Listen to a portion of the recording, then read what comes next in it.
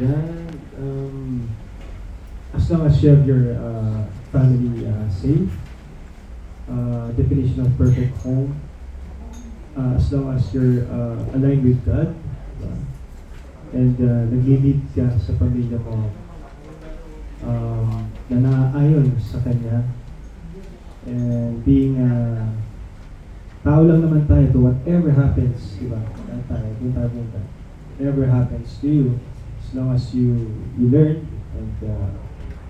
and you move forward, pag may natutunan ka at move forward, I think that's home for me. Diba? Where learning comes, yung mga mistakes, when you come out of it, diba? Tapos natututo yung mga yung family. That's home for me. Parang perfect ka na mag-endorse nung itong mga, kahit yung mga ganitong mga tables, mga inaharap. Kasi naalala ko yung machete.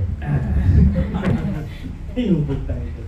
Oh. Pero kung sa mga furniture line na ito, ano yung mai-recommend mo if ever naman sa mga co-stars mo sa Batang Quiapo? Yung royalty chair. Recommend ko talaga yung, diba? Mga action star yung mga nandun eh. Diba? Bagay na bagay sa kanila. Pero isa pa to, yung itong dressing table. Kasi ako mahilig ako sa mga talks. Coffee, sa labas ng chill na. Follow ko na lang yung question ni Jerry tungkol dun sa royalty chair. Ano eksakto yung nararamdaman every time nasa royalty chair?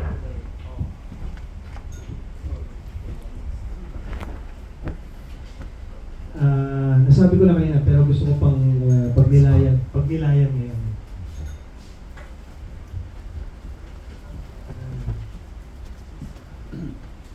Yung sabi kanina tama yun, feeling mo Godfather. Sa pelikula kay Godfather. Hindi naman yung fantasy mo, parang Godfather yung datingan. Parang nasa royalty. Parang royalty ka talaga eh. Oo, additive siya. Pero babalik ako sa sinabi ko, yung binibigay sa akin sa flow.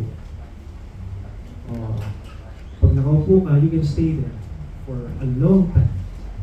Kahit mga 40 minutes straight. Comfortable. Kahit di ka gumagalaw. Just thinking, writing. Yun yung binibigay ko. Is it good for one person only?